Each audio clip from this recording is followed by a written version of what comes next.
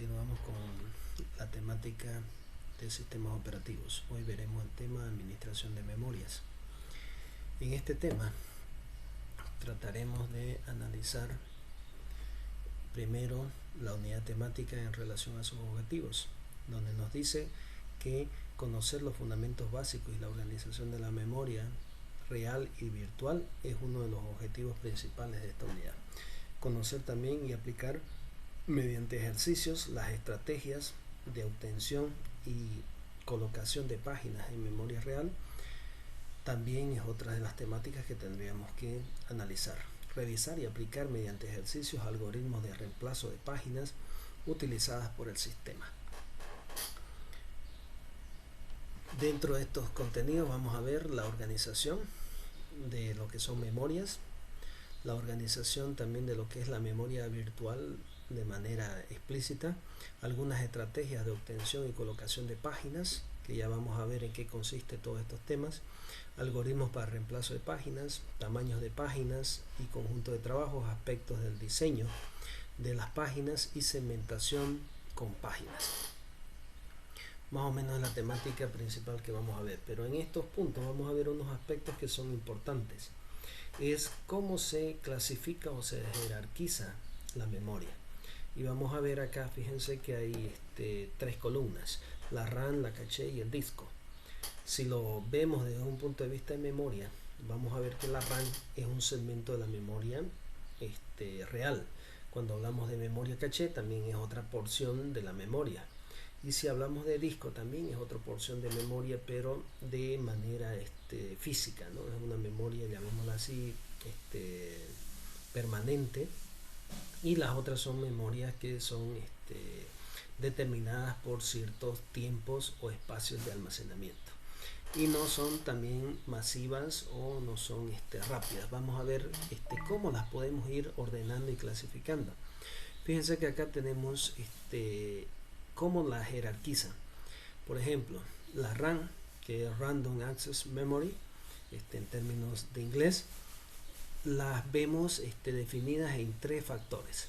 Fíjense, lo que son almacenamiento, lo que es espacio de almacenamiento también, y lo que son aquí también almacenamiento, pero desde el punto de vista persistente. Vamos a verlo ahorita y vamos a vernos a qué nos referimos. Por ejemplo, dice que la RAM tiene decenas de megabytes. Antes estos factores están un poquito medio ya retrasados. Estamos hablando de gigas y teras. Ahorita estamos en la posición de decir que todavía estamos en gigas cuando hablamos de laptop, cuando hablamos de smartphone, pero cuando hablamos de servidores o hablamos de mainframe, estamos hablando de terabytes en cuestiones de memoria. Ok, vamos a ir actualizando un poquito estos datos.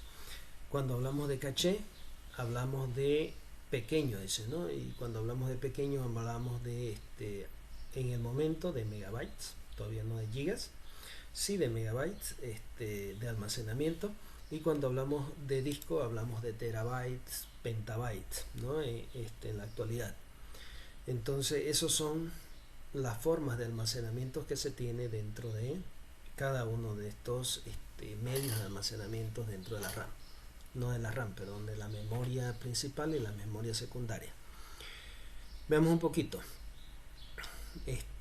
Otro tipo de clasificación o jerarquización de la memoria, fíjense. Dice que tiene mediana velocidad la RAM. Hoy podemos hablar que la RAM está compitiendo, que luego lo vamos a ver, con los discos duros sólidos, que son memorias también RAM, en este caso, que permiten agilizar un poquito más la velocidad de acceso. Por ejemplo, aquí dice mediana velocidad, quiere decir que su velocidad no es tan rápida como la de la caché, que es otro tipo de memoria también en el mismo sentido de estructura física, llamémosla. También se almacenan dentro de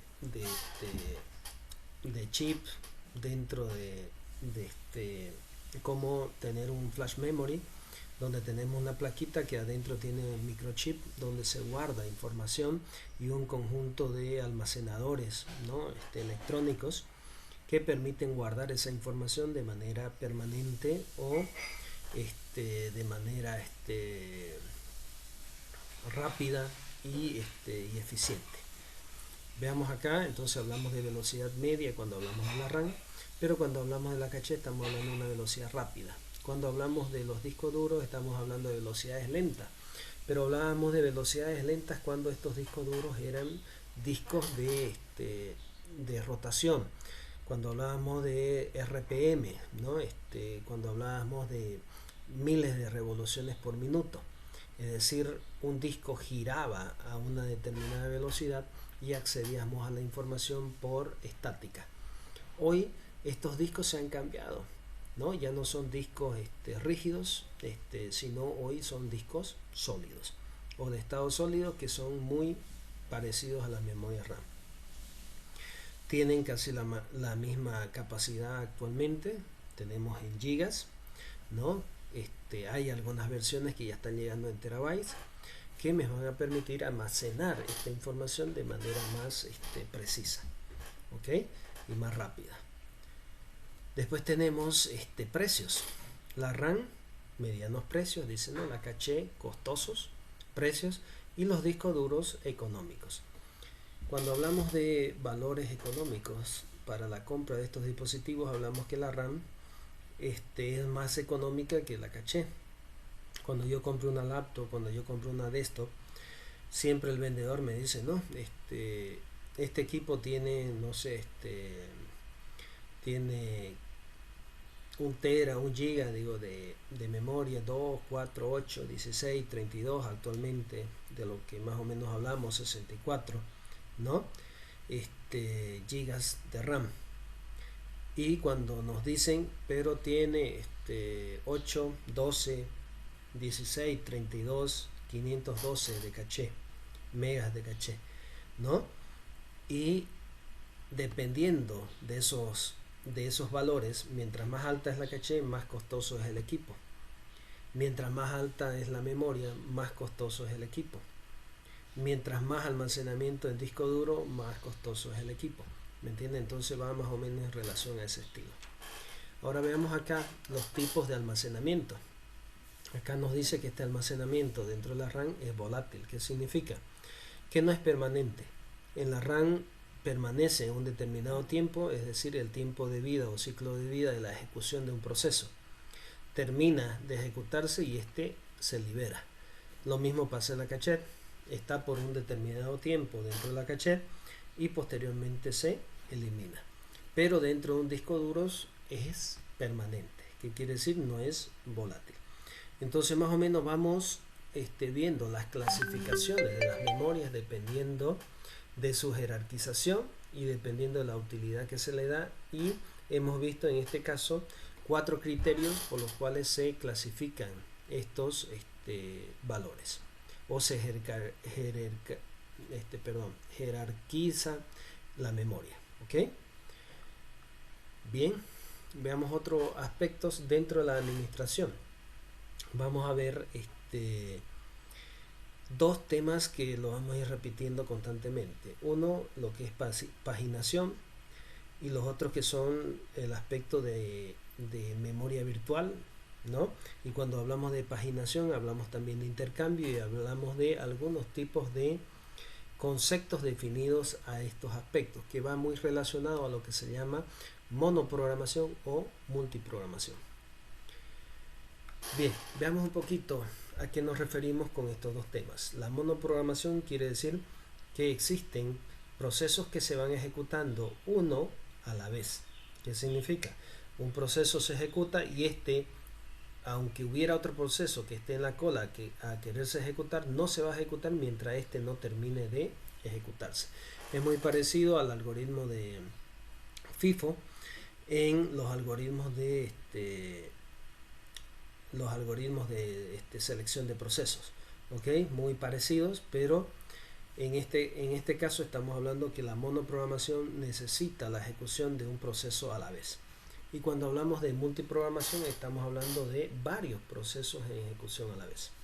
¿Okay? Pero no solamente en que muchos procesos se ejecutan a la vez, sino también qué es lo que involucra la ejecución de muchos procesos a la vez. Y ahí hablamos de dos términos, que son lo que hablábamos anteriormente, paginación, intercambio. Pero dentro de esta paginación vemos dos cosas, ¿no? Lo que son particiones fijas y particiones variables. ¿Ok? Entonces vamos a seguir en este sentido analizando y nos vamos a ir a ver un poquito en qué consiste esa monoprogramación, pero en la designación de espacios. Vamos a hablarlo un poquito superficialmente y vamos a decir que la forma en la cual se organizan los programas generalmente están divididos en segmentos distintos dependiendo de los sistemas operativos. Por ejemplo, en una monoprogramación dice que hay dos segmentos. El segmento del sistema operativo, donde se guarda una serie de instrucciones del sistema operativo para que éste corra, y otro de programas de usuario, donde los programas están dentro de la RAM en un espacio determinado y se pueden ir ejecutando de forma simultánea uno a la vez. Dentro de esta administración, esto cambia dependiendo de los tipos de dispositivos que tengamos. Fíjense aquí, habla de un mainframe, de un equipo demasiado grande y potente, y el cómo él divide su RAM. Igual la divide, fíjense, en sistemas operativos, un segmento, y en programas de usuario, el otro segmento. ¿Ok? Cuando nos vamos a computadoras, ya sea PC, ya sea smartphone, fíjense que cambia la distribución de estos segmentos. Y tenemos un segmento que le llama el segmento de ROM, ¿sí? Que es otro tipo de memoria, pero es una memoria de lectura, llamémoslo así, de solo lectura, donde el sistema operativo accede a estos espacios pero no puede escribir sobre ella. ¿Ok? Luego lo vamos a ver, el término de ROM. Luego tenemos que en el otro segmento tenemos los programas de usuario.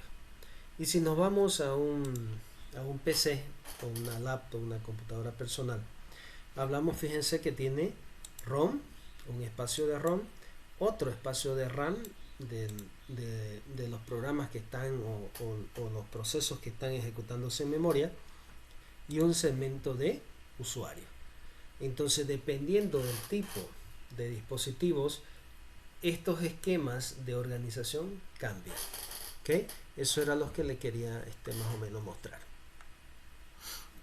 Dentro de esas administraciones hablábamos de dos tipos de procesos: administración de particiones fijas y particiones variables. ¿En qué consisten estos dos conceptos? Cuando hablamos de partición fija o partición variable, hablamos de que el segmento dentro de la memoria, de estos segmentos que estamos hablando acá, están ya definidos en un tamaño.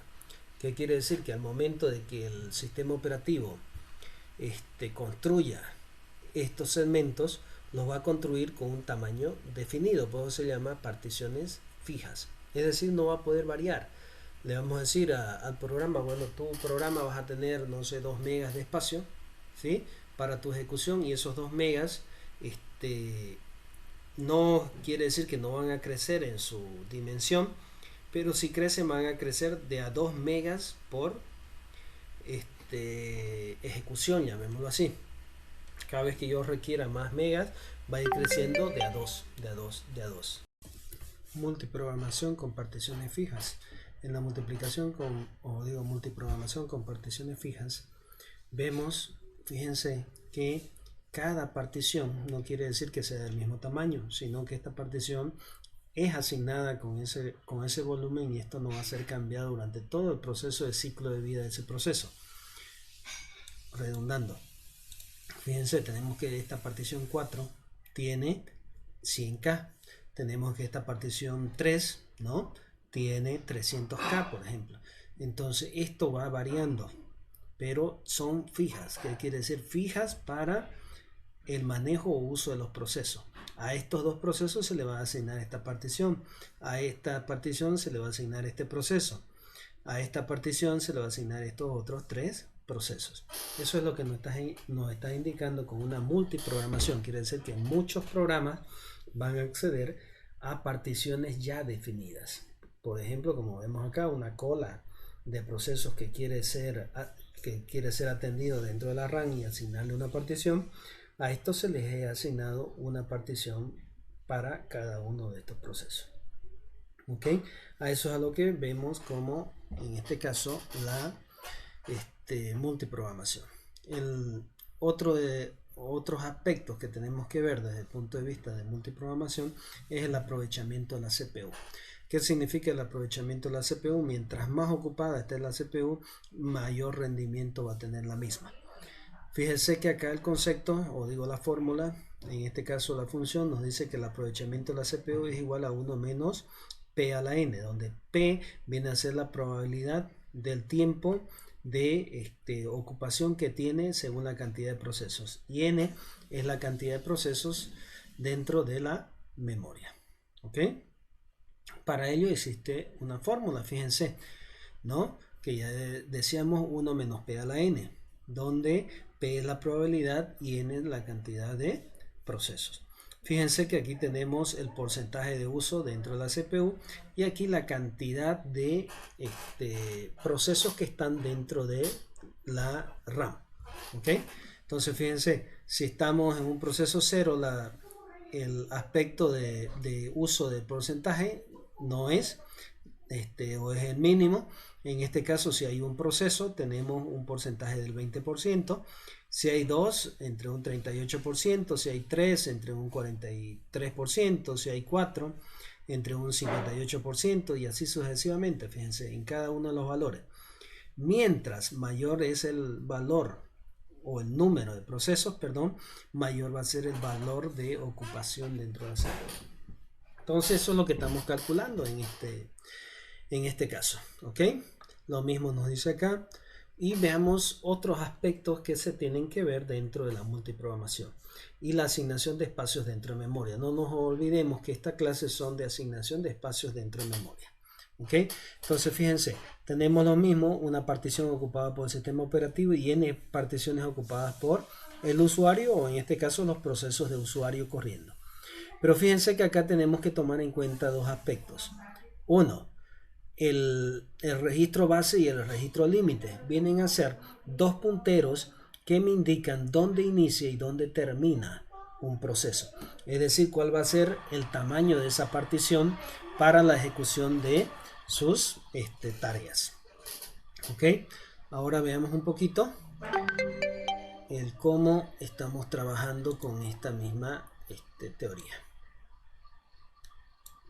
Fíjense que aquí viene un poco del algoritmo, ¿no? Donde nos dice más o menos cómo funciona el algoritmo de asignación de memorias. No sé si por ahí han visto ustedes los algoritmos de cuando ven introducción de datos, ¿no? Y ven el diagrama de flujo, un diagrama de flujo, donde nos indica cómo va a funcionar ciertos valores dentro de un programa. Aquí fíjense que pasa lo mismo. Tenemos la CPU que hace la petición de una dirección de memoria. Esta dirección de memoria es asignada por el sistema operativo como una dirección base. Entonces esta dirección base es comparada por el sistema y se pregunta si esa dirección es mayor o igual a la base. Entonces quiere decir que está dentro de los registros de asignación correcto. Fíjense, está entre este y este, es lo que estamos tratando de averiguar acá. Si es mayor, quiere decir, o igual, quiere decir que está en el rango, ¿no?, de inicio. Y si es menor al base más el límite, quiere decir que estamos dentro. Si estamos dentro de ese rango de asignación de memoria, entonces automáticamente el sistema operativo te asigna ese segmento. Si no, fíjense qué es lo que pasa, el sistema operativo lo designa como un error y se lo manda al sistema indicándole de repente que no tiene la posibilidad de asignar memoria en esos espacios. ¿Ok? Luego lo vamos a ver, se le denomina posteriormente espacios críticos. ¿Ok? Bien, veamos un poquito la parte de paginación. Cuando hablamos de paginación, hablamos también de términos como ser que intercambio y memoria virtual. Dentro de la memoria virtual generalmente se da la paginación. ¿Por qué? Porque es la asignación de espacios físicos dentro del disco duro. Es decir, la simulación de una memoria dentro del disco, para que cuando ésta se agote la memoria, es decir, ya no tenga dónde asignarse más espacios al usuario, se proceda a hacer un intercambio. ¿Un intercambio de qué? De espacios. Por ejemplo, de la memoria yo puedo mandar un pedazo de esa memoria o de esas páginas al disco duro. Y del disco duro puede pasar páginas hacia la memoria. A todo esto se le denomina intercambio o swapping. Es decir, intercambiar, saltar, intercambiar dos procesos. Luego de eso está el término de la memoria virtual, que la memoria virtual se maneja en un estilo muy parecido. Lo único que no transfiere bloques completos. Es decir, el intercambio se da cuando un espacio que es asignado a la memoria de forma directa se traspasa de forma completa al disco. Pero en la memoria virtual solamente se traspasa una página. ¿Qué quiere decir? Que uno de estos segmentos del programa, como el que hemos visto aquí, puede ser que este proceso ocupe más de una página, fíjense. Pero de repente su segmento base está aquí y su segmento límite está acá. Quiere decir que ese proceso ocupa todo esto, pero está dividido en 3 registros definidos fijos, ¿no? Entonces ahí yo traspaso uno de esos bloques al disco y los otros los dejo en la RAM. Entonces esto es más o menos el manejo y uso de una memoria virtual en estos aspectos. Y fíjense cómo se ve una gráfica, ese proceso de intercambio. Lo vemos acá, miren, el sistema operativo con un proceso en la RAM. Esto que ustedes ven acá son libres. En otra instancia de tiempo, fíjense porque esto es una línea de tiempo, en otra instancia de tiempo hay un proceso A y un proceso B, pero de distintos tamaños, ¿no? Puede ser que a uno le haya asignado 2 megas, al otro 4, ¿ok? Fíjense, en otra instancia de tiempo hay un proceso C. ¿Qué quiere decir? Que la memoria se está comenzando a llenar, pero en otro instante de tiempo A deja la memoria, quiere decir que ha dejado de funcionar y necesita salir. Entonces sale y lo deja este espacio libre. ¿Para qué? Para que otro proceso lo vaya ocupando. Entonces, en todo el transcurso del ciclo de vida del sistema operativo, cuando la máquina está encendida, vamos a tener procesos que se están ejecutando y están saliendo. Se están ejecutando y están saliendo. Y están haciendo uso y ocupación de la memoria. Entonces, ¿qué es lo que sucede en el swap? Que en el momento que la memoria está más o menos ocupada, como la vemos acá, puede ser que un proceso salga de la memoria RAM y se vaya al disco. Y del disco vuelva a la memoria. ¿Ok? Más o menos esto funciona de esa manera. Fíjense que acá lo tenemos el mismo intercambio swap, ¿no? Tenemos el sistema operativo que le pasa un proceso, el proceso 1, y el disco duro saca el proceso 2 y lo traspasa a la memoria. Entonces eso se le denomina intercambio o swap. Lo mismo pasa acá, pero de una manera ya detallada. ¿Qué significa detallada? ¿Qué sucede en cada uno de los bloques? En cada uno de estos bloques que ustedes están viendo, o páginas o porciones de código dentro del sistema operativo en sus particionamientos, tenemos, fíjense que una partición que está dada hasta aquí tiene un segmento, se llama segmento, un segmento de programa, un segmento de datos, un segmento o espacio de usuario y un segmento de pila. ¿Qué significa? Que este espacio que ustedes tienen está dividido para múltiples propósitos. ¿Cuáles son los propósitos? Asignar códigos de programación, asignar valores o datos, asignar espacios de registro o asignar espacios de pilas en la ejecución. Entonces cada proceso, fíjense, tiene segmentos distintos. ¿Qué quiere decir? Que este segmento grande, como lo vemos acá, de A o B, tiene separados espacios para asignar valores de forma distinta, según las operaciones que haga los procesos o los programas en su ejecución. Es por eso que se le determina, ¿no?, como multiprogramación o monoprogramación, un proceso a la vez ejecutándose o múltiples procesos a la vez ejecutándose. ¿Ok? Esa es la idea que tenemos acá. Dentro del particionamiento de estas porciones, que pueden ser variables o estáticas, existe un término que se llama fraccionamiento o fragmentación. En este caso, la fragmentación puede ser interna o externa. ¿A qué nos referimos con interna o externa? Interna, cuando se da directamente sobre la asignación que tenemos.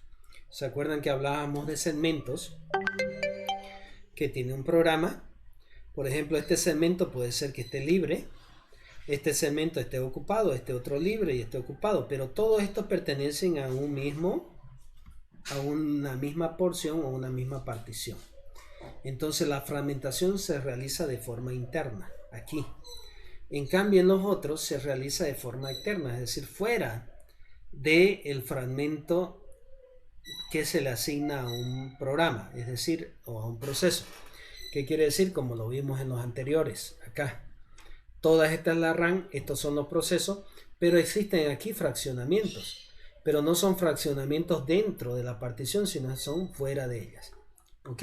A eso lo llamamos internas o externas. Entonces eso lo tienen que ustedes comenzar a ver y estudiar un poquito más dentro de la temática que le estamos pasando, dentro de los libros y dentro del contenido que tienen dentro de la web. ¿Ok?